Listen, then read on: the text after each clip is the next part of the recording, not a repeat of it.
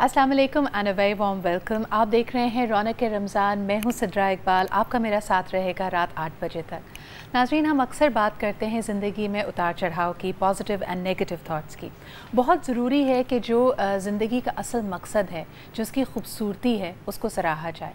उतार चढ़ाव तो आते हैं, कई ऐसे पहलू, कई ऐसे मोड़ ज़िंदगी में आते हैं जब आपको शायद लगता हो कि आपके इर्द गिर्द सिर्फ अंधेरा है, लेकिन उन्हीं अंधेरों में से कोई ना कोई राह निकलती है। There is always some light shining at the end of the tunnel. इसी उम्मीद के साथ कि आज जबकि हम रमज़ान मुबारक का तीसरा रोज़ा रखे हुए हैं, आपको भी यही उम्मीद की रोशनी हर तरफ नज़र आए। इसका अगर ज़िक्र हम अपने दीन की तरफ उसके तवस्सुत से देखते हैं तो कुरान हकीम में कई जगह अल्लाह ताला ने बार बार हमें ये हौसला दिलाया है कि वो हमारी शहरत से भी करीब हैं और हर लम्हे हमारे साथ हैं। जब हम समझते हैं कि हम परेशानियों में घिर गए हैं, तभी अल्लाह ताला ने हमें याद रखा होता है। आपकी कोई भी ख्वाहिश हो, आपकी कोई भी दुआ हो, वो कभी रद्द नहीं होती। कुछ इमीडिएटली, कुछ रेडीली और मेरे ख़्याल में तमाम की तमाम ही इवेंचुअली आप तक पहुंचेंगी, लेकिन वो सही वक्त का तयन हम अल्लाह ताला की पाकज़ात पर छोड़ देते हैं। कई दफ़ा हमें ये भी लगता है कि हम बहुत परेशान हैं। इसकी दो ही वजूहात हो सकती हैं, या तो आप आने वाले कल के बारे में सोच रहे हैं, या फिर आप गुजरे हुए कल की वजह से परेशान हैं। क्योंकि आज अगर हम इस लम्हे पे कंसंट्रेट करें तो हमारे पास कोई भी वजह नहीं हो सकती जिसकी वजह से हम परेशान हों। गुजरे हुए कल में कई दफ़ा माजी में हमारे पास तकलीफ़ें होती हैं जिनका सोच सोच के आप कभी एक रिग्रेट आपके दिल में आता है, एक गिल्ट आती है कि शायद हमें उस वक्त ऐसा नहीं ऐसा करना चाहिए था। कभी हमारी लड़ाई होती है और अगर हम खामोश रह जाएं तो बाद में आके अक्सर सोचते हैं कि भाई शायद अगर उस वक्त ये ख्याल आ जाता तो ये दलील भी दे देनी चाहिए थी, लेकिन असल बात यह है कि वो वक्त गुजर गया है। दूसरी हमारी जो परेशानी की वजह बनता है वो आने वाला कल यानी मुस्तकबिल होता है। जब हम समझते हैं कि पता नहीं कल क्या हो जाए, क्या मेरे पास इतने पैसे होंगे, क्या मेरे पास इतने वसाइल होंगे, आज लिया हुआ कोई फ़ैसला कल मेरे लिए गलती का बायस ना बन जाए। All of that is again far in the future.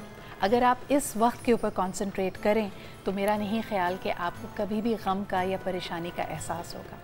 दुनिया में आने के बाद सबसे पहला काम हम क्या करते हैं? हम एक गहरी सांस लेते हैं, और जब तक हमारी सांसों की ये डोरी चल रही है, ये हमें रिमाइंड करती है कि हमें आज के साथ यानी इस प्रेजेंट पल के साथ कनेक्टेड रहना है। इसी उम्मीद के साथ कि आज का पल आपके लिए बेहतरीन गुजर रहा होगा, अपने प्रोग्राम को आगे बढ़ाते हैं। एक बेहतरीन पैनल हमारे साथ है। इसी टॉपिक को आगे लेके चलेंगे कि क्या वजह है कि ज़िंदगी में हम हमेशा खूब से खूबतर की तलाश में रहते हैं। यही वजह है कि जितना कुछ होता है उसमें शायद बरकत नहीं आ पाती, उसकी वजह से हम खुश नहीं रह पाते और हमेशा ये सोच रहे होते हैं कि शायद कुछ कमी सी है, और यही नेगेटिविटी हमें चैन नहीं लेने देती। तो किस तरह हम ज़िंदगी में पॉजिटिविटी को इन्फ्यूज़ कर सकते हैं? दो बहुत ही पॉजिटिव गेस्ट मेरे साथ होंगे, और आज ख़ास तौर पे जिनसे मैं गुफ्तगू का आगाज़ करने लगी हूँ वो ना सिर्फ ख़ुद एक बहुत ही खूबसूरत पर्सनालिटी हैं, बल्कि साथ ही साथ अपने इर्द गिर्द की तमाम तर चीज़ों को भी खूबसूरत बनाने में यकीन रखती हैं। चाहे वो खाने पीने की अशिया हो, आपकी घर गृहस्थी हो, आपका घर हो, she is always full of beautiful ideas. So this beautiful person is with us today. आइए उनसे गुफ्तगू का आगाज़ करते हैं। हमारे साथ मौजूद हैं नाहिद अंसारी साहिबा। अस्सलाम वालेकुम। वालेकुम अस्सलाम। नाहिद आपका बहुत बहुत शुक्रिया वक्त निकालने के लिए। सबसे पहले रमज़ान मुबारक की बहुत बहुत मुबारकबाद आपको भी, और अल्लाह ताला सबको खैर और आफियत के साथ ये महीना गुजारे। और माशाल्लाह अल्हम्दुलिल्लाह लोग डरे हुए थे यहीं से, जो आपका टॉपिक है कि क्या होगा, रमज़ान आएंगे, और आप देखें माशाल्लाह तीसरा रोज़ा हो गया माशाल्लाह। तो आप समझती हैं कि हम कई दफ़ा अपनी गलतियों से सीखते हैं। ये और वजह है कि कई आप कहें कि जी क्राइसिस ही क्यों हमें सिखाता है, लेकिन पिछले रमज़ान में जब हमने इतनी अमवात, इतनी लोगों की परेशानी देखी हीट वेव की वजह से, अब लोगों ने सीख लिया है उससे बहुत कुछ सीख लिया है। और एक चीज़ मैं आपको बताऊं, मैं अपनी बात करूंगी कि मुस्तकिल यही था क्या होगा। हम पहले से जब नेगेटिविटी में चले जाते हैं, आई थिंक जो हम सोचते हैं ना वही होता है। बिल्कुल। एवरीबडी वाज थिंकिंग कि गर्मी आ रही है, रमज़ान कैसे गुजरेंगे।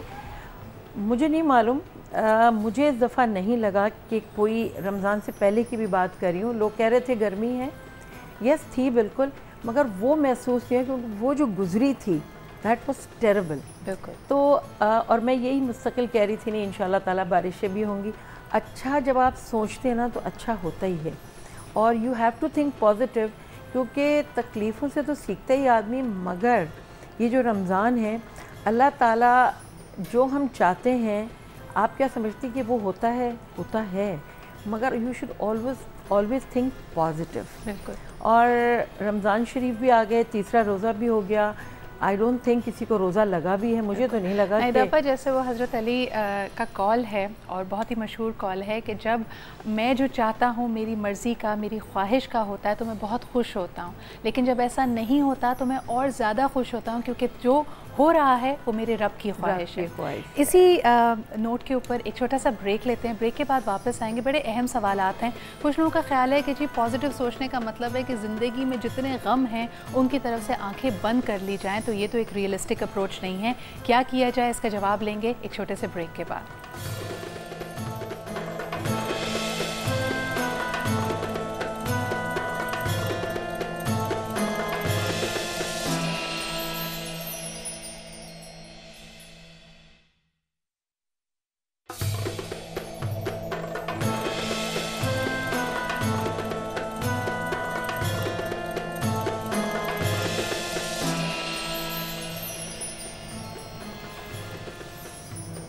Welcome back after the break. आप देख रहे हैं रौनक रमज़ान, और रौनक ज़िंदगी की इसी बात से है कि आप पॉजिटिव सोचें, अच्छा सोचें, गुमान हमेशा अच्छा करना चाहिए।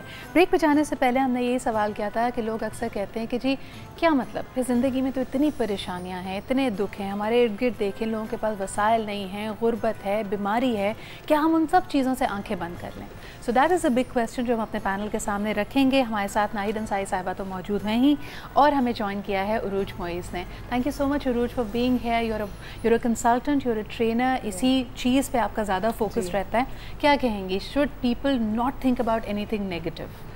First of all thank you so much for inviting me, and secondly मैं इतना कहूँगी अपने उस एक्सपीरियंस से, तो पहले तो आपके पास एक लाइफ है, ठीक है ना, इसके अंदर बैलेंस बहुत इंपॉर्टेंट है। Without darkness, without darkness, light does not exist. Without good, bad does not exist.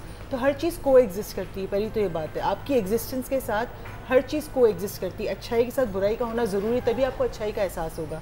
इसी तरह इंसान की ज़िंदगी मुश्किलात आती हैं तो उसे ज़िंदा होने का एहसास होता है कि मुझे एक एफ़र्ट करनी है आगे जाने के लिए। हर परेशानी का मकसद ये नहीं है कि ये अल्लाह ने आप पे कोई जुल्म कर दिया या किसी ने आप पे कोई जुल्म कर दिया या आप एक बहुत बुरी लाइफ गुजार रहे हो। इसका मतलब ये कि you need to struggle, you are alive. अगर हर चीज़ एक ही सिमत पे हो या हर चीज़ बहुत बुरी हो रही हो, हर चीज़ बहुत अच्छी हो रही हो, तो इंसान का जीने का मकसद ख़त्म हो जाता है। इसीलिए लाइफ में अप्स एंड डाउन्स होते हैं और उस पर हमें एक बैलेंस लाना चाहिए। रमज़ान मुबारक के महीने में जो एक मैंने अभी पिछले दिनों डेफिनेटली कैनेडियन प्राइम मिनिस्टर वो एक उसने अपनी स्पीच दी थी छोटी सी जी, तो उसमें उन्होंने एक बड़ी अच्छी बात की कि मंथ जो है ये रियलाइजेशन का मंथ है कि जिसके अंदर आप फिर रिकनेक्ट होते हो अपनी एग्जिस्टेंस से और अपने रिलीजन से। And that was very important कि हमें पता चलता है कि इस पानी की हमें इस वक्त तो अहमियत नहीं होती पूरे 11 महीने, बस पानी पी रहे हैं, लेकिन इस महीने हम अक्सर ये बात होती है रोज़े के अंदर कि सिर्फ पानी पी सकते ना, तो ये रोज़ा तो मैं 24 घंटे कर लेती या कर लेता, या सिर्फ मैं इतना कर सकती, गर्मी कम होती तो मैं 24 घंटे रोज़ा कर लेते या कर लेती। कल हमने इंटरेस्टिंगली यही बात की थी। कई लोगों का ख्याल होता है कि आपको इस बात का एहसास दिलाया जाता है कि आपसे भी नीचे लोग हैं जिनके पास वो वसाइल नहीं है। That is one of the advantages. लेकिन coming back to the topic today, positivity की जब हम बात करें तो हमें बार बार कहा जाता है, जैसे कि उरूज ने बहुत अच्छी बात की, कि कॉन्ट्रास्ट तो हमेशा रहेगा। अच्छाई भी होगी, बुराई भी होगी, दो चीज़ें आपकी मर्ज़ी की हो रही हैं तो चार आपके ख़िलाफ़ भी होंगी।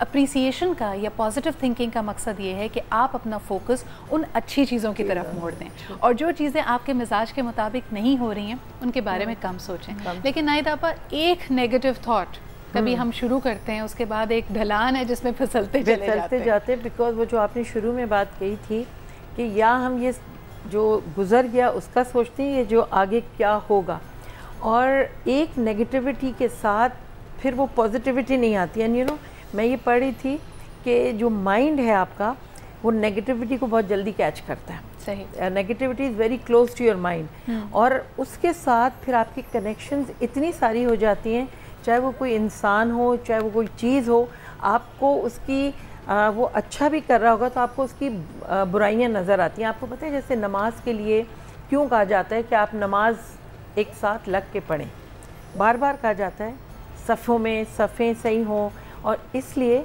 कि आपके अंदर से नेगेटिविटी निकलती है, पॉजिटिविटी आती है, because there are thousands of people. और उस नमाज में जब आप नमाज़ पढ़े होते हैं, लोगों की जो पॉजिटिविटी है वो ज़्यादा क्लोज होती है आपके, और इसीलिए जुड़ के नमाज़ पढ़ने, हम इस चीज़ को नहीं समझते। और आप मस्जिदों में जाएँ, खाना काबा और मदीने में तो ऑटोमेटिकली लोग हो, यहाँ लोगों को बार बार कहा जाता है, वहाँ नहीं कहा जाता। तो हम अगर सोबत अच्छी हो, लोगों के साथ आपका उठना बैठना अच्छा हो, क्योंकि एक अच्छा इंसान अगर आपका दोस्त है वो आपको अच्छी बात समझाएगा और आपकी नेगेटिविटी वहाँ से निकल जाएगी। बिल्कुल।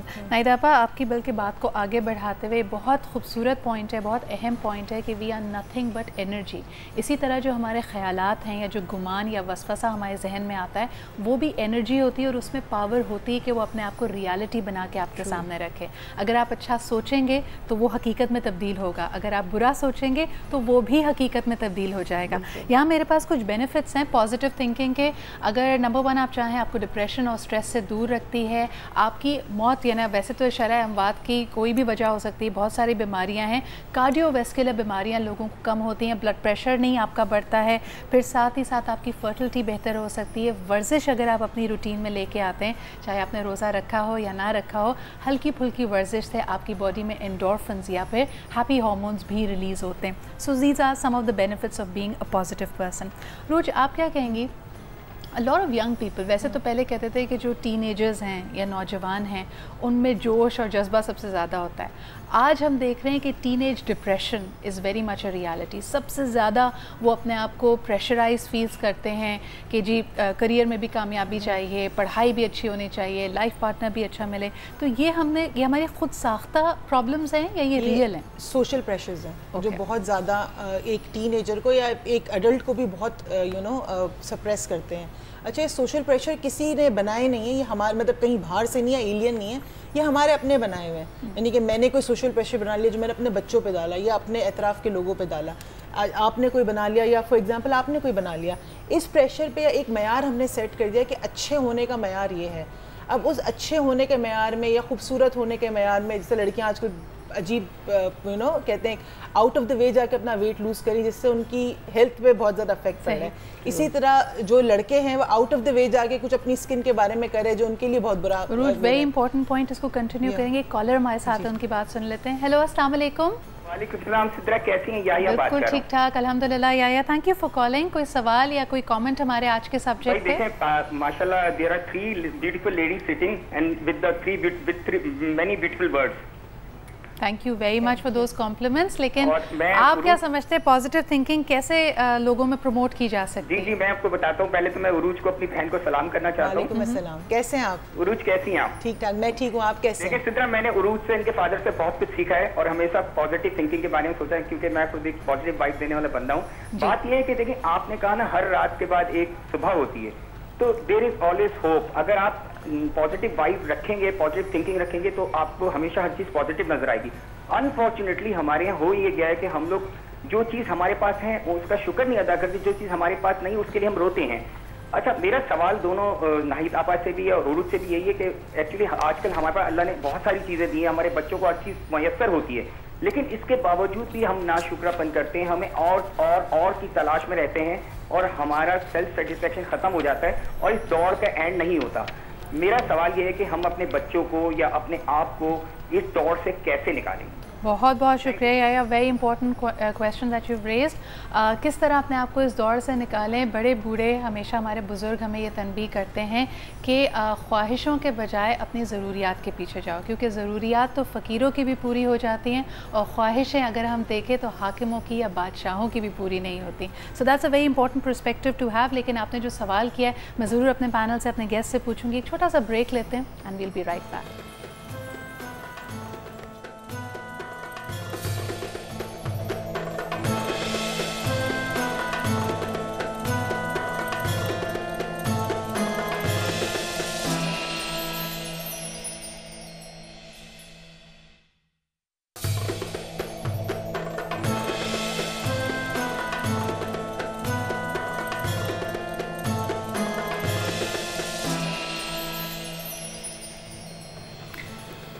Welcome back after the break. आप देख रहे हैं रौनक रमज़ान। हमारा ये लाइव शो हमारे कराची स्टूडियो से, लेकिन डॉन न्यूज़ की team all over the country, पूरे मुल्क में आपके साथ रोज़े और उससे जुड़ी हुई जितनी भी मालूमात है, जितनी भी रिपोर्ट्स हैं, जितनी भी स्टोरीज़ हैं, लेके आ रहे हैं। अभी हम बात करना चाहेंगे हमारे साथी हसन जहांगीरी से, जो कि पेशावर में मौजूद हैं। उनसे जानेंगे कि पेशावर में क्या समा है, बिकॉज़ आई थिंक कि फवारा चौक के पास मौजूद हैं। बड़ी गहमा गहमी है वहाँ पे, खाने पीने की लोग तैयारी कर रहे हैं, इफ्तार की चीज़ों की ख़रीदो फ़रोख्त हो रही है, और जो चहल पहल है वहाँ की वो हम आपको ज़रूर दिखाना चाहेंगे। लेकिन ऑफ़ कोर्स जो हमारा आज का सब्जेक्ट है, आज हम जब पॉजिटिविटी की बात करते हैं, वैसे तो बहुत डाइवर्सिटी है पूरे पाकिस्तान में, और तकरीबन तमाम ही इलाकों में लोग आपको खुश नज़र आएंगे, मेहमान नवाज नज़र आएंगे। लेकिन ख़ास तौर पे जब बात की जाती है पेशावर के लोगों की, उनके दिल बहुत बड़े हैं और साथ ही साथ पॉजिटिव भी ज़्यादा रहते हैं। आप उनकी पॉजिटिविटी की मिसालें देते हैं, तो ये भी जानने की कोशिश करेंगे हसन से। Is Hasan online with us? Hello जी, अस्सलाम वालेकुम। वालेकुम अस्सलाम। क्या हाल चाल है हसन आपके? हम सब की तरफ से आपको बहुत बहुत रमज़ान मुबारक की मुबारकबाद। पेशावर में इस वक्त क्या सूरत हाल है? आप जहां मौजूद हैं वहां पे क्या मनाजिर आप देख सकते हैं? जी, सबसे पहले तो मैं पेशावर के तमाम लोगों की जानिब से अपनी तरफ से आपको भी बहुत बहुत रमज़ान की मुबारकबाद देता हूँ। और मैं आपको बताते चलूँ कि इस वक्त मैं मौजूद हूँ सदर का जो फुआरा चौक है, जो कि छोटा सा फूड स्ट्रीट भी है, वहाँ पर मौजूद। और बड़ी तादाद में लोग जो हैं ख़रीदारी के लिए आए हुए हैं, ख़रीदारी कर रहे हैं। चूँकि सुबह के टाइम थोड़ी सी गर्मी ज़्यादा होती है, तो लोगों की कोशिश ये होती है कि अफ्तारी से थोड़े टाइम कबल वो निकल के जल्दी जल्दी ख़रीदारी करें। इस वक्त भी यहाँ पर ख़ासी रश है, और ज़्यादातर रश जो है वो मशरूबात के स्टॉल्स पर है। लोग मशरूबात लेके जा रहे हैं, और साथ ही दीगर जो मेवा है, मेवाजात हैं, वो लेके जाते हैं। फ्रूट्स जो कि लोगों का कहना है कि अफ्तारी में चूँकि वो ज़्यादा सख्त खुराक नहीं खा सकते, तो उनकी कोशिश होती है कि वो फ्रूट लेके जाए। चटपटी चीज़ों से भी उनका कहना है कि चूँकि डॉक्टर ने मना किया हुआ है, लेकिन इसके बावजूद भी वो उनकी कोशिश होती है वो लेके जाते हैं, क्योंकि उनका कहना है कि इससे दस्तरखान की रौनक होती है। जी हसन, हम यहाँ पे पॉजिटिविटी के बारे में बात करें तो हम ये सोचते हैं कि खाने पीने की और ख़ास तौर पर चटपटी चीज़ों के बारे में सोच के तो ऑटोमेटिकली मूड बड़ा अच्छा हो जाता है। तो आप हमें बताएं कि पकौड़े समोसे तो हम सोच ही रहे हैं, क्योंकि यहाँ पे भी इफ्तार होने वाली है, अब सोचें उसी तरफ को जा रही हैं। कोई ख़ास चीज़ पेशावर में आप समझते हो कि ये बड़ी यूनिक है और ये इफ्तार के लिए इस्तेमाल की जाती है? जी, पेशावर की जो यूनिक जो स्पेशलिटी है वो है चप्पल कबाब। चपली कबाब जो है बड़े शौक़ से खाई जाती है। दूर दराज से लोग आते हैं यहाँ की चपली कबाब के लिए, उससे लुत्फ़अंदोज़ होने के लिए, मज़ा लेने के लिए। अफ्तारी के टाइम में हमने देखा कि लोग लेके जा रहे हैं चपली कबाब पे, ख़ासी रश थी, उसके स्टॉल पे भी लोग लेके जा रहे थे। हमने उनसे बात भी की, उनसे पूछा कि ये तो चटपटी चीज़ है, और चूँकि थोड़ा सा इससे प्याज भी ज़्यादा लगती है, कीमा होता है, इसमें मुख्तलिफ़ मसाला जात होते हैं, तो उनका कहना है कि प्याज तो हम बर्दाश्त कर लेंगे, लेकिन चपली कबाब जो है उसके मज़े से हम अफ्तारी में जो है उसका मज़ा लिए बग़ैर नहीं रह सकते, और लोगों का कहना है कि वो खाना ज़रूरी है उनके लिए।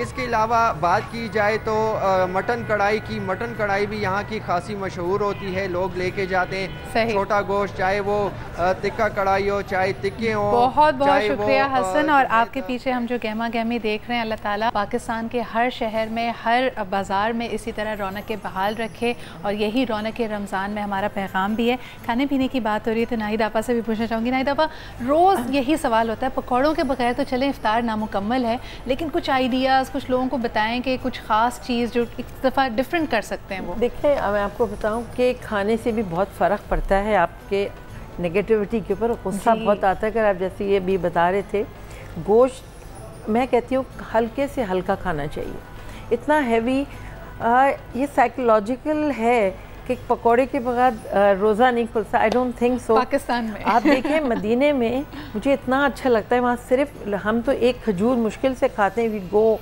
कि चाट और उसको लें, वहाँ 5-5 खजूरें एक वक्त में जब आप रोज़ा खोल रहे होते हैं, वहाँ कहवा होता है, खजूर होती है, दही होता है, और उनका एक समून ब्रेड होता है जी। आप होता है ये इससे इबादत भी ज़्यादा हो जाती है, क्योंकि आप अपने आप को जब ब्लॉट कर लेते हैं, इतना ओवरलोड कर लेते हैं, तो मुझे लगता है उससे गुस्सा आता है, नेगेटिविटी भी उससे आती है।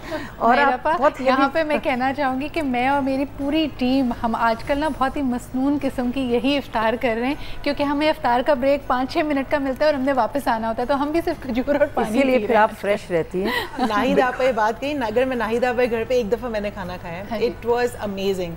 तो बिंज ईटिंग जो थी ना, वो मैंने नाहिद आपा के घर पे की थी, हर चीज़ मैं खा रही थी। नाहिद आपा अगर आपके घर पे मैं कोई इफ्तार पाई तो मैं कभी नॉर्मल खाना नहीं खाने वाली। मगर मैं पकौड़े नहीं रखूँगी, मैं पकौड़े नहीं रखती बच्चों की वजह से। यस रखने पड़ते हैं मगर आई अवॉइड। देखिए हल्की फ्रूट्स, ये सीज़न ही फ्रूट्स का है। फ्रूट्स को आप रखें, दही के साथ आप मैंगोज़ हैं उसकी लस्सी आप बना लें, और ज़रूरी नहीं आप बहुत सारी चीनी डालें। मतलब जब आप अपना रोज़ा खोलेंगे फ्रेश चीज़ से, आप खुद ब खुद आपको एक अच्छी फ्रेशनेस आती है। अच्छा, एक सवाल मेरे जहन में आ रहा है, रोज और नाहिद आप दोनों इसको बताइए। अक्सर लोग कहते हैं कि अगर आपके दिलों में वसवसा आ रहा है या कोई नेगेटिव ख्याल आ रहा है तो अपने आप को मसरूफ़ कर लें, अपने आप को डाइवर्ट करें। अब पाकिस्तान में हम देखते हैं ख़वातीन ज़्यादा डिप्रेस नज़र आती हैं और वो तो हर वक्त घर का काम कर रही होती हैं, तो यहाँ वो क्या डिस्ट्रैक्शन काम नहीं कर रही है? आई डोंट थिंक सो कि औरतें इतना काम कर रही हैं। I think you are wrong hair.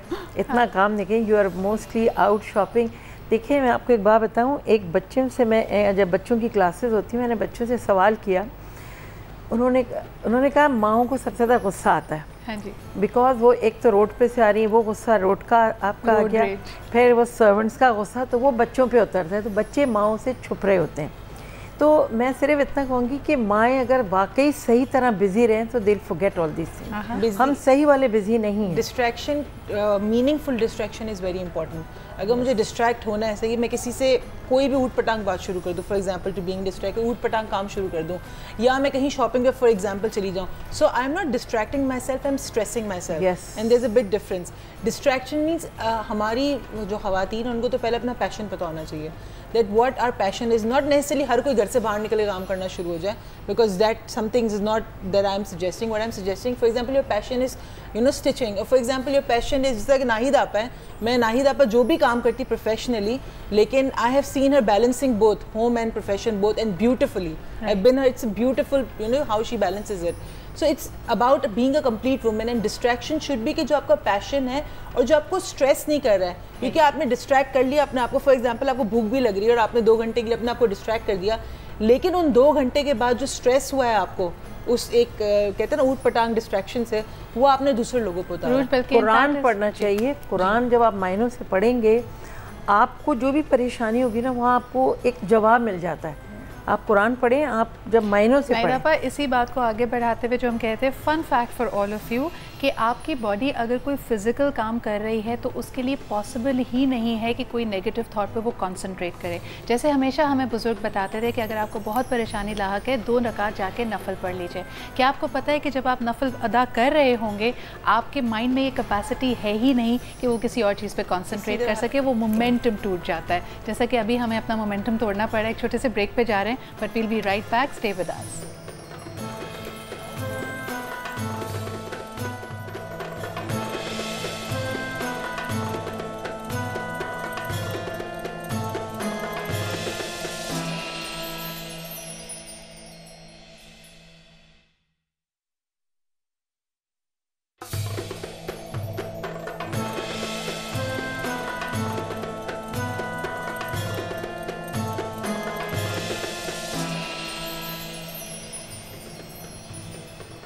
Welcome back after the break. आप देख रहे हैं रौनक रमज़ान, बात कर रहे हैं हम पॉजिटिविटी के हवाले से। फ़न फैक्ट आपको दिया जाने से पहले कि इट्स रियली इंपॉर्टेंट कि आप अपने मोमेंटम, अगर कोई भी नेगेटिव थॉट आ रही है, उसके बाद आप उस विशियस साइकिल में फंस गए हैं, उसको तोड़िए, अपने आप को डिस्ट्रैक्ट कीजिए। कोई काम, फिजिकल काम, गार्डनिंग कर लें, अपने घर में किसी अलमारी की सफाई करना शुरू कर दें, बाहर निकल जाएँ, वॉक कर लें।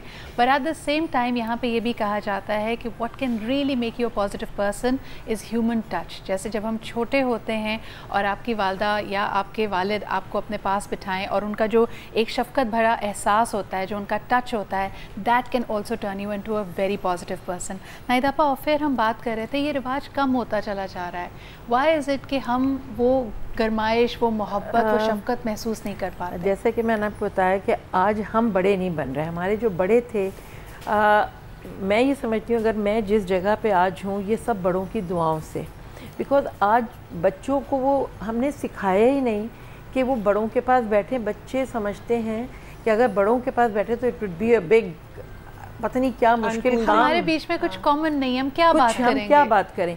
हमने उनको हर एक को अपने कमरे में डाल दिया है, we are not sitting together. और हम मुझे याद है बचपने से कोई बड़ी रात आती थी, रमज़ान है या शब मेराज, बड़ों के पास जाके सलाम किया जाता था। अब तो वो रिवाज सलाम भी गया, फिर मोबाइल्स आ गए, मोबाइल्स के लिए भी टाइम नहीं है। फिर वो मैसेज में आपको जवाब कैसे मिला? सलाम का जवाब तो नहीं मिला, आपको दुआएं कैसे मिली?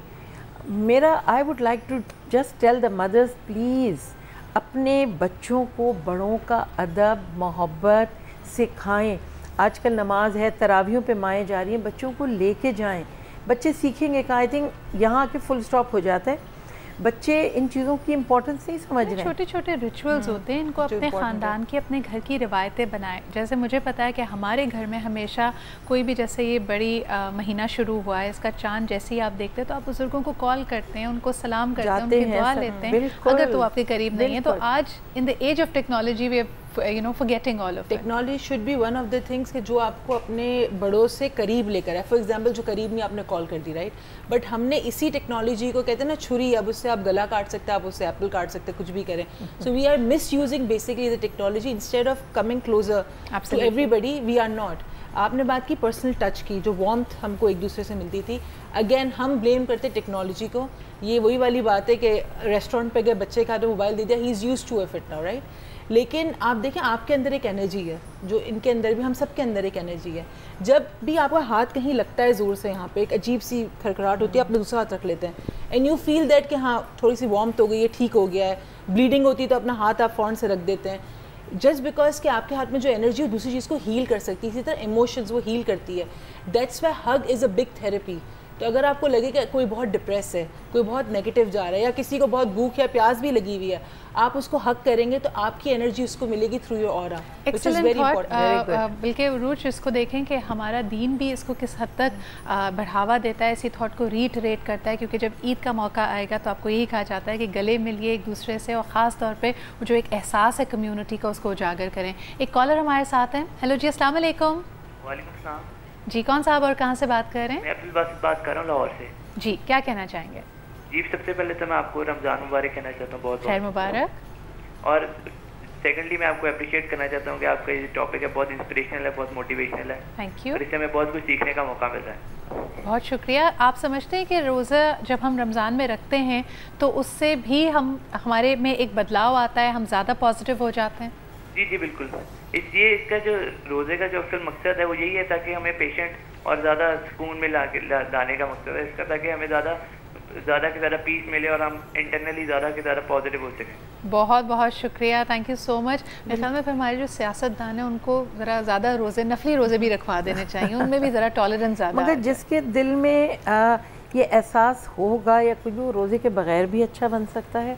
और रोज़ा तो हमारी थेरेपी हो गई है।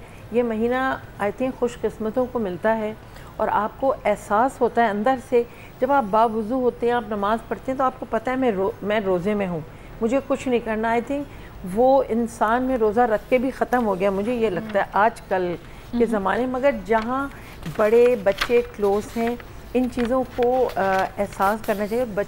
आज आई थिंक सब कुछ पता होते हुए भी हमें कुछ नहीं पता।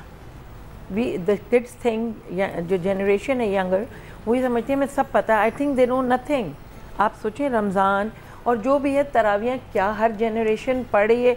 मैं तो देखती हूँ मस्जिद में बनाई गुफा में तरावी, कोई 8 पढ़ के निकल रहा है, कोई 10 पढ़ के। मतलब अभी तक हम आज इस दफ़ा पहला रमज़ान था जो सब ने रोज़ा पहला रखा है, साथ में रखा है। पूरे मुल्क में बात की कि जो आप जानते हुए भी कुछ नहीं जानते, बड़ा इंपॉर्टेंट चीज़ है जो हमें पता होनी चाहिए। 2 तरीके की नॉलेज होती है। एक होती है फर्स्ट हैंड नॉलेज, एक होती है second hand. For you reading a book, that's a second hand knowledge that you are getting, क्योंकि राइटर ने लिखी है वो। अब जो फर्स्ट हैंड नॉलेज है वो आपको ऑब्जर्वेशन से मिलती है। हमारी ऑब्जर्वेशन ख़त्म हो गई है। We have stop observing anything outside. हमने इंटरनलाइज करना तो छोड़ ही दिया, लेकिन हमने आगे ऑब्जर्व करना भी चीज़ों को छोड़ दिया बिल्कुल ही। रमज़ान का महीना डेफिनेटली आपको हेल्प करता है ऑब्जर्वेशन के अंदर, बिकॉज क्या होता है, आपको एक स्टिमुलस, फूड का स्टिमुलस नहीं मिल रहा होता। then definitely your brain activity increases for a certain period when you get up and you do your prayers and you're able to focus. एक मेरे ख्याल में सबसे बड़ा झूठ जो इंसान से बोला गया है वो ये कि आप केपेबल हैं मल्टीटास्किंग के. आई थिंक इंसानी जहन, इंसानी जिस्म एक वक्त में एक काम करने के लिए बनाया गया है. जैसे आपने बात की ना कि एक फिजिकल एक्सरसाइज करते, हज़रत अली का भी कॉल है कि अगर आप गुस्से में हो तो खड़े हो तो बैठ जाओ, बैठे हो तो खड़े हो जाओ. It's the physical posture makes a lot of difference. अगर आप कोई एक एक्टिविटी कर रहे हो, आपको दूसरी एक्टिविटी, बहुत एक्सट्रीम कोई केस हो गया, फॉर एग्जांपल कोई साइकोलॉजिकल प्रॉब्लम है या कोई केमिकल इम्बैलेंस है आपका जो आपको बार बार for example somebody is OCD or something like that is again a very different scenario altogether. But to a normal person, you cannot focus on two things at one time. Multitasking is something अगर आप कर रहे हो तो it's impossible for a human to do it for a much longer time or even for more than 2-3 minutes. ठीक है, thank you so much Urooj for that thought and thank you so much Nahid आपा. बहुत सारी चीज़ें आज हमने सीखी, ख़ास तौर पे जब हम कहते हैं कि अपने इर्द गिर्द का माहौल अगर आप खूबसूरत बनाते हैं, खूबसूरती को अप्रिशिएट करते हैं तो आपके ख़यालात भी खूबसूरत हो जाते हैं. लेकिन ये एक ऐसा अलमिया है हमारे इर्द गिर्द कि आजकल हम अच्छे कपड़े पहनते हैं, अच्छे घरों में रहते हैं, चमचमाती हुई बेहतरीन गाड़ी हमारे पास है, लेकिन इसके बावजूद भी हमारे ख़यालात उतने खूबसूरत नहीं हैं. Please stay positive, try to stay positive. आपकी ज़िंदगी में बहुत कुछ है जो खूबसूरत है, रंगीन है, उस पर फोकस कीजिए. इसी के साथ नाहिद आपा, Urooj, thank you very much for being here. इस सेगमेंट के अख्ताम पे पहुँचते हैं, लेकिन अब अगला जो सेगमेंट होगा बहुत अहम है. आपके जो मसाइल हैं, दीनी रिलेटेड जो सवालात हैं, उनको हम अपने स्कॉलर्स, अपने उलमा के सामने रखेंगे. हमारे साथ मौजूद होंगे मुफ्ती शाहिद मदनी साहब और अल्लामा अब्बास कूमी साहब. इनसे भी जानेंगे कि मुख्तलिफ पहलू हैं और ख़ास तौर पे दीन हमें किस तरह पॉजिटिव रहने की हिदायत करता है. ख़ास तौर पे मैं उनसे ज़िक्र करूँगी सूरह दोहा का, और इसके अलावा भी कुरान हकीम में जहाँ जहाँ ज़िक्र किया गया है कि किस तरह शैतानी वसवसों को, नेगेटिव थाट्स को अपने आप से दूर रखा जा सकता है. All that and more today. हमारे साथ रहेगा. एक छोटा सा ब्रेक लेते हैं and we'll be right back.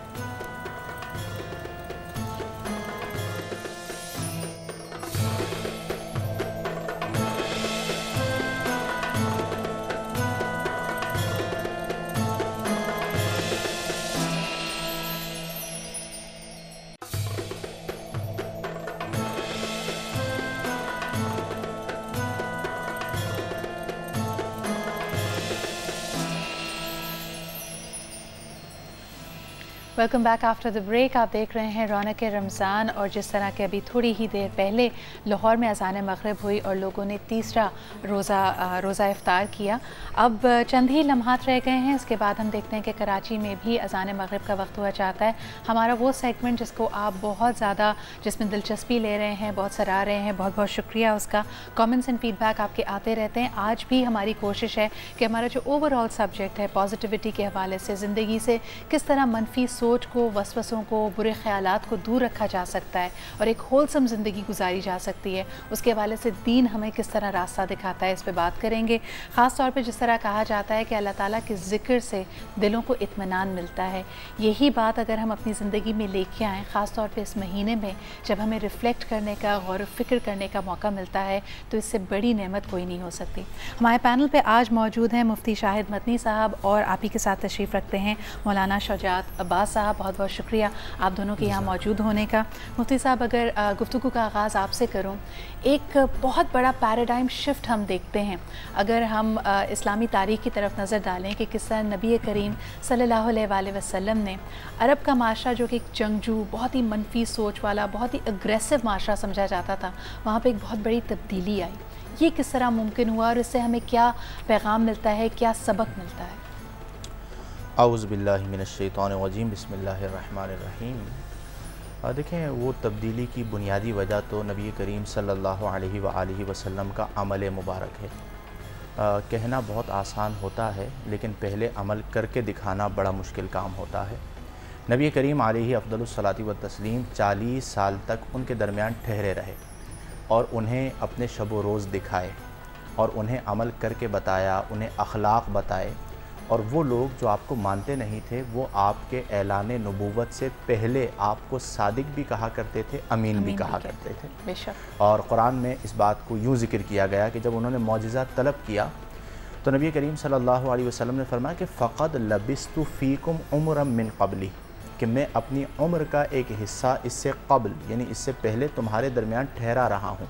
अफ़ला ताक़िलून, क्या तुम्हें अक्ल नहीं है यानी मेरी जो ज़िंदगी है वही मेरे नबूवत की दलील और मेरा मौजज़ा है।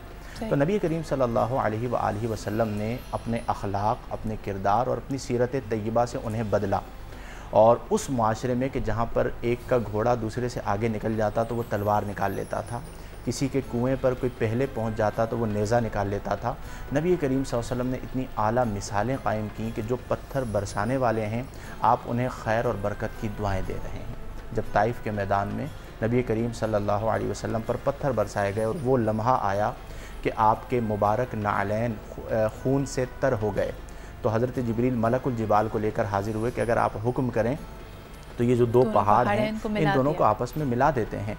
तो नबी करीम फरमाया नहीं, ये ना समझ है, मुझे उम्मीद है ये नहीं तो इनकी आने वाली नस्लें मेरी बात को ज़रूर समझेंगी। तो फिर वो जब नबी करीम सल्लल्लाहु अलैहि वसल्लम के करीब आते थे तो उन्हें एक इत्मीनान मिलता था, सुकून मिलता था, जिक्र मिलता था, जिसकी वजह से उनकी ज़िंदगियों में बेहतर तब्दीलियाँ भी उनका इखलाक और सबसे बड़ी मिसाल हमारे सामने है।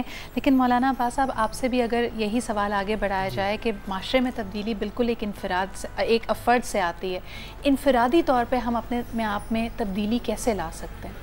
देखें, पैगंबर गिरामी का किरदार, उनकी सीरत कि जिसमें कुरान में फरमाया कि बिस्मिल्लाहिर्रहमानिर्रहीम व अन्नका लअला खुलुक़िन अज़ीम, ये पैगंबर को परवरदिगार आलम ने कुरान की ज़बानी मुजस्सम अखलाक बनाया है। यानी अगर बाकी किरदार देखना है, भाई का, भतीजे का, चचा का, हर रंग पैगंबर गिरामी के वजूद में भर दिया गया। जिस तरह मुफ्ती साहब भी इरशाद फरमा रहे थे कि पैगंबर ने अभी ऐलान नबूवत नहीं किया था, लेकिन फिर भी लोग सादिक और अमीन कह रहे थे। ये वही ज़माना था कि पैगंबर पर बहुतान लग रहे थे और पैगंबर ख़ुद कहते हुए नज़र आ रहे थे। चाचा जान जनाब अबू तालिब को मुखातिब किया कि अगर ये दुनिया वाले मेरे एक हाथ पे चाँद, दूसरे हाथ पे सूरज रख देंगे तब भी मैं ऐलान हक़ से एक कदम पीछे नहीं हटूँगा। क्या सवाल ये पैदा होता है कि पैगंबर के हाथ में कोई जादू की छड़ी थी कि इशारा किया और माशरा बिल्कुल चेंज हो गया, नमाज़ें पढ़ते हुए, रोज़ा रखते हुए नज़र आए। तो ख़ुद ये पैगंबर के वजूद का भी एक मौज़ा था, उनका अखलाक किरदार। जिस ज़माने में और जिस मुल्क में बेटी नंगे आर समझी जाती थी, उसी बेटी को परवरदिगार ने पैगंबर के लिए कि जो पूरी कायनात के रहमतुल आलमीन बनकर आए, उसको रहमत बना दिया एक बेटी के ज़रिए। और ख़ुद पैगंबर के बारे में कहते हैं कि जब पैगंबर की ये बेटी पैगंबर की बारगाह में आती थी तो पैगंबर अपनी मसनद नबुव्वत से, मजाक नहीं है, मसनद रिसालत थे कि जो सैयदुल अंबिया सैयदुल मुरसलीन है, वो अपनी एक बेटी का इस्तकबाल कर रहे थे इस अंदाज से और कह रहे थे कि या फ़ातिमा तो अंत उम्मे अबीहा और या फ़ातिमा तो अंत कुर्रतुल ऐन, तो मेरी आँखों की ठंडक हो। यानी पैगंबर ने अगर ज़माने को बदला, माशरे को बदला, तो अपने किरदार से। मौला अली अलैहिस्सलाम ने बलागा में फरमाया अगर तुम माशरे को तब्दील करना चाहते हो पहले अपने घर के माशरे को सही करो। बहुत खूबसूरत बात मौलाना साहब, इसको हम आगे बढ़ाएंगे। बल्कि कई लोग अक्सर जब सीरत नबी से, हुज़ूर अकरम सल्लल्लाहु अलैहि वसल्लम की ज़ात मुबारक से, उनकी इखलाक से, उनकी ज़िंदगी से सीखने की कोशिश करते हैं, तो एक दलील कई हमने सुनने में आती है कि जी वो तो अल्लाह के नबी थे और उन पर ख़ास करम था, तो वो जिस तरह मुश्किलों को, चैलेंजेस को जिस तरह उन्होंने सामना किया, क्या आम इंसान और आप और हम कर सकते हैं या नहीं? ये सवाल हम करेंगे इस ब्रेक के बाद, क्योंकि अब थोड़ी ही देर में कराची में भी अज़ान मग़रिब का वक्त हुआ चाहता है। आपको इस ब्रेक के बाद हम दोबारा ज्वाइन करते हैं। स्टे विद अस।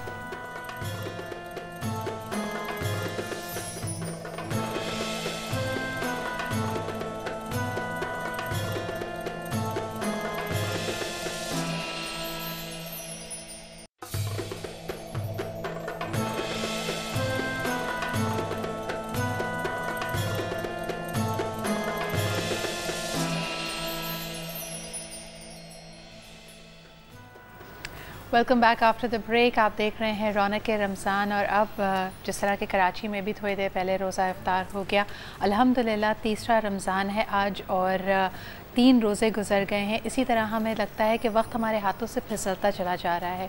जो भी हो, जो वक्त यहाँ गुजरे, जितना बेहतरीन गुजरे, उसका शुक्र अदा करना चाहिए और हमेशा अच्छे की उम्मीद रखनी चाहिए।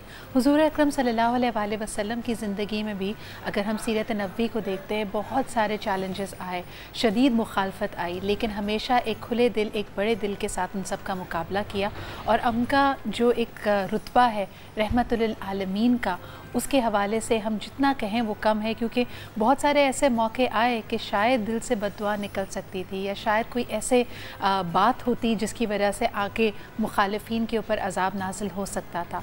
लेकिन उन्होंने हमेशा इस बात को ही सराहा और इसी बात की तनबीह की कि इंसान बेहतरीन इखलाक से ही पहचाना जाता है। आज हमारे सामने भी कई ऐसी सिचुएशंस आती हैं और अक्सर लोग इसी बात का हवाला देते हैं कि भाई हमारा ज़र्फ़ तो नबी करीम सल्लल्लाहु अलैहि वसल्लम जैसा नहीं हो सकता। तो किस तरह हम उनकी सीरत से, उनके इखलाक से सबक हासिल कर सकते हैं, यही सवाल हमारे उलमा से हमारा होगा। मुफ्ती साहब, यही सवाल ब्रेक पे जाने से पहले हमने किया था, किस तरह हम अपनी ज़िंदगी में वही इखलाक, वही रोशनी लेके आ सकते हैं?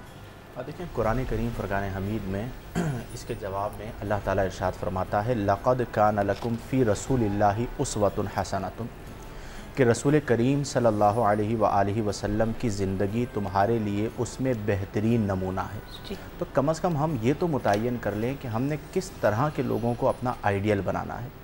क्या हमने ऐसे लोगों को अपना आइडियल बनाना है कि जिन्होंने कौम को तबाह किया है, कौम में फहाशी और यानियत को आम किया है, कौम में क्राइम्स को आम किया है, और हम उनके मुताबिक अपनी चाल ढाल और हर चीज़ बनाए बैठे हैं?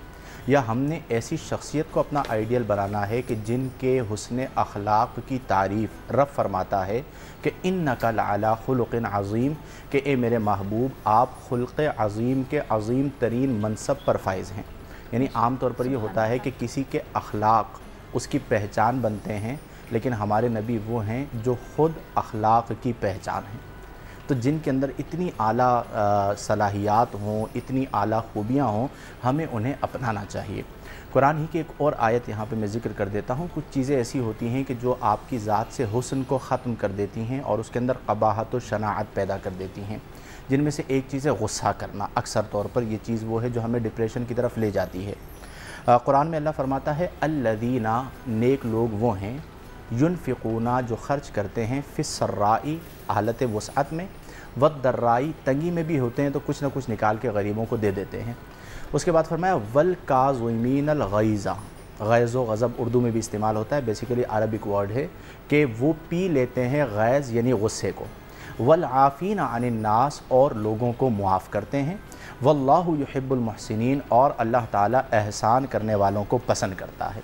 तो बस हमें ये बात समझ लेनी चाहिए जो नबी करीम सल्लल्लाहु अलैहि वसल्लम ने समझाई कि लोगों पर काबू पाना कामयाबी नहीं, बल्कि लोगों को मुआफ़ करके उनके दिल को जीत लेना यह हकीकी कामयाबी है। बहुत अच्छी बात है। और इसी को अगर हम आगे बढ़ाते हैं, मौलाना साहब आप क्या कहेंगे कि दिलों में बुग़्ज़ होता है, यानी ठीक है हम तो अगर अपनी तरफ से अच्छाई करें और किसी की गलती को, किसी की ख़ता को दरगुज़र करना चाहें, लेकिन अगर अगला इंसान अपने दिल में कोई कड़वाहट लिए बैठा है, क्या उसको बिल्कुल ही दरगुज़र कर देना चाहिए, उसके बारे में ना सोचा जाए, लेकिन फिर अपने मुखालफिन के सामने आप अपने आप को एक तरह से एक्सपोज़ भी तो कर रहे हैं? सही, मैं आपकी खिदमत में अर्ज़ करूँ कि पैग़म्बर गिरामी सल्लल्लाहु अलैहि वसल्लम ने ये इरशाद फरमाया कि सल्लु बिल अरहमिकुम वलो बिस्सलाम, अपने जो ब्लड रिलेशन होते हैं इससे आप सिले रहमी करें। ये तो हो गया जो ब्लड रिलेशन है, बहन भाई, चचा मामू या खाला वगैरह, ये वो रिश्ते हैं कि अगर, क्योंकि बहुत कॉमन एक जुमला हमारे यहाँ सुनने में आता है कि मैं मर जाऊँ तो उसको मेरे जनाजे भी नहीं आने देना, ये बहुत कॉमन, लेकिन ये इंतहाई एक मुज़र है माशरे के लिए, ख़ानदान निशानी भी है। जी जी। अच्छा, अब ये होता है क्या है कि जो कत्ल रहमी करता है जी किसी बुनियाद पर, किसी भी वजह से, किसी गुस्से की वजह से, किसी के बिहेवियर की वजह से, तो पैग़म्बर गिरामी ने फरमाया सबसे पहला अज़ाब जो परवरदिगार की जानिब से आता है, जब एक इंसान अपने किसी ब्लड रिलेशन से, किसी भाई से, किसी बहन से नाराज़ होकर उससे जब कत्ल रहमी कर देता है, रिश्ता तोड़ देता है, पहला अज़ाब जो परवरदिगार की तरफ से आता है उसके चेहरे का नूर ख़त्म हो जाता है। दूसरी फिर जो कैफियत बयान की कि इसके रिस्क में कमी आ जाती है। एक इंसान बहुत स्ट्रगल कर रहा है, नमाज़ें पढ़ रहा है, रोज़े रख रहा है, लेकिन अपनी सगी बहन उससे राज़ी नहीं है, उसका भाई उससे राज़ी नहीं है, चचा उससे नाराज़ है, या फूफी को नहीं मिल रहा वो खालाओं का जो अदब और एहतराम जो रिक्वायरमेंट्स हैं ताला ने आपको दिए हैं उनका एहतराम नहीं किया, तो उससे क्या होगा कि इसके रिस्क में कमी हो जाएगी। अब माशरे में देखिए बहुत सारे लोग हैं जो कहते हैं कि हम नमाज़ें पढ़ रहे हैं, सदक़ात दे रहे हैं, उमूर खैर को अंजाम दे रहे हैं, लेकिन हम बहुत परेशान हैं। तो मैं आपसे यही अर्ज़ करना चाहता कि परवरदिगार आलम ने कुरान करीम ने फरमाया कि हमने तुम्हें खल्क़ के तुम्हारी माओं के अरहाम में कैफ़ा यशा, जैसा चाहते थे हमने तुम्हारी शक्ल को डेवलप किया, बनाया। हम एक ऐसे मुसव्विर हैं कि जिसके दस्ते कुदरत कोई रोक नहीं सकता है। तो ख़बरदार किसी को बुरा नहीं कहो कि कोई काला है क्यों है, गोरा क्यों, उसकी एक आँख छोटी, ये वक्त माशरे में होता है। लेकिन फिर कुरान ने बढ़कर आवाज़ दी कि यौम तुबला सराइर, ये तो ज़ाहिरी कंडीशंस हैं, तुम्हारे चेहरे कि जिसके बलबूते पर तुम बाज़ वक़्त फ़ख्र कर रहे होते हो और फ़िरौन और नमरूद जैसा किरदार पेश कर रहे होते हो, लेकिन अंदर तुम्हारा क्या है, यानी अंदर क्या, यौम तुबला सराइर, यानी जब क़यामत के रोज़ हिजाब के पर्दे हटाए जाएंगे। जब पर्दे हटेंगे तो क्या हो जाएगा, एक इंसान बहुत ज़्यादा बुग़्ज़ रखने वाला है। ख़ुद रिवायत पैगंबर गिरामी सल्लल्लाहु अलैहि वसल्लम ने फरमाया, एक इंसान जो बहुत ज़्यादा बुग़्ज़ रखता है लोगों से, बिला वजह की बुनियाद पर इनाद रखता है, जब अपनी कब्र से माशूर होगा ऊँट की मानंद, इसकी शक्ल इंसान की मानंद नहीं, ऊँट की मानंद। साहब जैसे कहा जाता है कि दिलों के हाल तो अल्लाह ताला जानता है, लेकिन बहरहाल जो हमारा शक्ल, हमारी चेहरा होता है वो हमारे दिलों के हाल को बयां करती है, आईना होता है आपके दिलों का। इसको बात को आगे बढ़ाएंगे, कॉलर हमारे साथ है, उनसे बात करते हैं। हेलो जी, अस्सलाम वालेकुम। आपको हमारे खुद टेक्निकल डिफ़िकल्टी हमें फ़ेस करनी पड़ी बिकॉज़ टेलीविज़न की आवाज़ आपकी बहुत ऊंची है। इसको प्लीज़ म्यूट पे करके फिर हमें दोबारा कॉल कर सकते हैं। मुफ्ती साहब एक सवाल आपसे करना चाहते हैं, क्योंकि जिस तरह कुरान हकीम में अल्लाह ताला ने बार बार शैतानी वसवसों को अपने आप से दूर रखने के तरीका भी बताया है और राग़िब किया है कि अल्लाह ताला का ज़िक्र किया करो। सूरह नास में जिस तरह ज़िक्र आता है कि जो वसवसे इंसान के दिल में आते हैं उससे अल्लाह ताला की पनाह मांगी गई है, चाहे वो इंसान वसवसे डाले या जिन्नात। तो ये जिन्नात हमारे दिलों में वसवसे कैसे डाल सकते हैं? देखें, शयातीन बेसिकली तो इबलीस जिसे हम शैतान कहते हैं, दर हकीकत वो इबलीस एक ऐसी ज़ात है कि जिसके साथ हर शर्म मंसूब होता है, जिसने हज़रत आदम अलैहिस्सलाम को सजदा करने से इनकार किया था। फिर उसकी जितनी भी ज़ुर्रियात हैं वो शयातीन कहलाती हैं, जमा है शैतान की, और उनका काम ही ये है कि अच्छे कामों से लोगों को रोकना।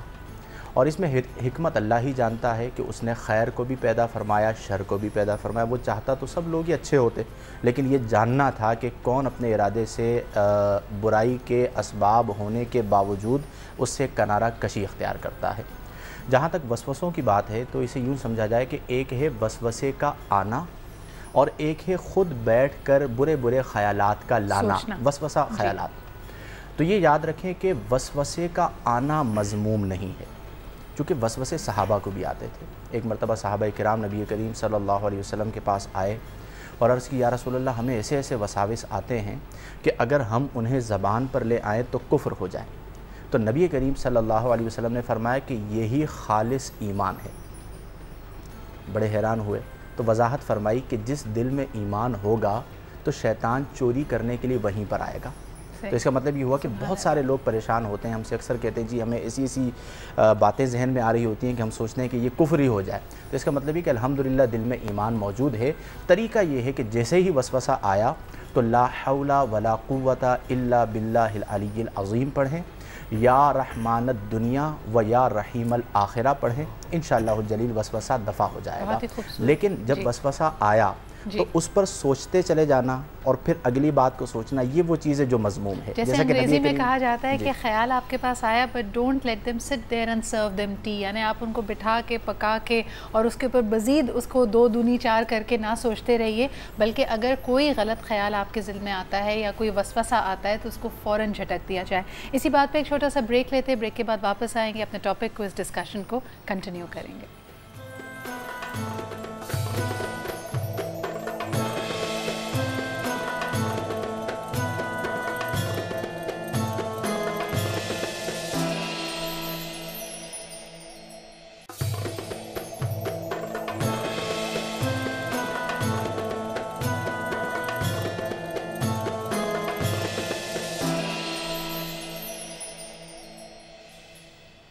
Welcome back after the break. हम बात कर रहे थे ब्रेक पे जाने से पहले पॉजिटिव थिंकिंग के हवाले से, और मुफ्ती साहब एक हदीस का हवाला हमें इस बारे में दे रहे थे। वक्त की कमी की बायस मुकम्मल नहीं कर पाए तो वहीं से गुफ्तगू का सिलसिला दोबारा जोड़ते हैं। जी मुफ्ती साहब। तस्लीम ने फरमाया कि शैतान तुम्हें ये कहता है कि फ़लाँ चीज़ को किसने खल्क़ किया, यानी तख्लीक किया, बनाया। फिर उसके बाद कहता है फ़लाँ को किस चीज़ ने बनाया, तो तुम जवाब देते हो अल्लाह ने। फिर वो कहता है फ़लाँ चीज़ को किसने बनाया, तुम जवाब देते हो अल्लाह ने। तो फिर वो कहता है कि अल्लाह को किसने बनाया, कहा जब ये वसवसा आए तो ला हौल शरीफ पढ़ा जाए और उसे झटक दिया जाए।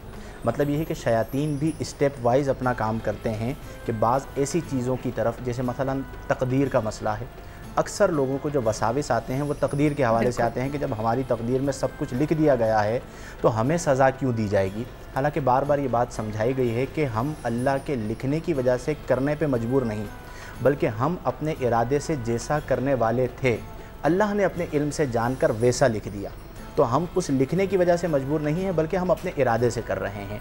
तो इसलिए जब भी वसाविस आएँ तो उसे झटक देना चाहिए। बस अल्लाह की इबादत करें, ज़िक्र व अस्कार करें, लाहौल शरीफ की कसरत करें और अल्लाह तबारक व तआला की मोहब्बत में ज़िंदगी गुजारे तो इंशाअल्लाह जलील बेहतरी हमारा मुक़द्दर बनेगी। बिल्कुल मुफ्ती साहब, एक कॉलर भी हमारे साथ है, उनसे बात करते हैं। हेलो जी, अस्सलाम वालेकुम। जी वालेकुम अस्सलाम। जी अस्मा बात कर रही हैं पेशावर से, क्या कहना चाहेंगी? जी मैंने मेरी बहन की डेथ हुई है कुछ अर्सा पहले, तो उन्होंने कुछ बकरे माने हुए थे सदके के लिए ना। मुझे बताया था, उनकी रोड एक्सीडेंट में हुई है तो 10-15 दिन पहले मुझे बताया था कि कुछ इंतजाम हो जाए कि मैंने अपने बच्चों के लिए मुख्तलिफ मौकों पे बकरे सदका के माने हैं ना। तो अब उसकी डेथ हो गई है, तो उसके लिए मतलब हमने किसी से पूछा है तो कोई कहते हैं कि सदका जारिया में पैसे दे दें, हमें तादाद भी नहीं पता, बस कह रही थी काफी सारे हैं ना।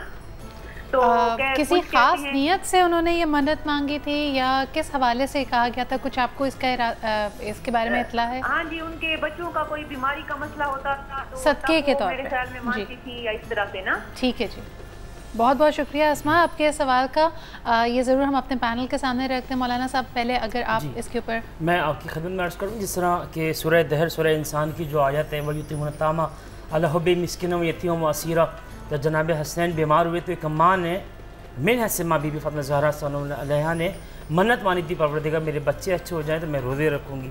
और कुरान ने कहा ऊफ़ बिल-उक़ूद, जब तुम अल्लाह से कोई मन्नत मानो, जो कोई अहद करो तो उसको पूरा करो।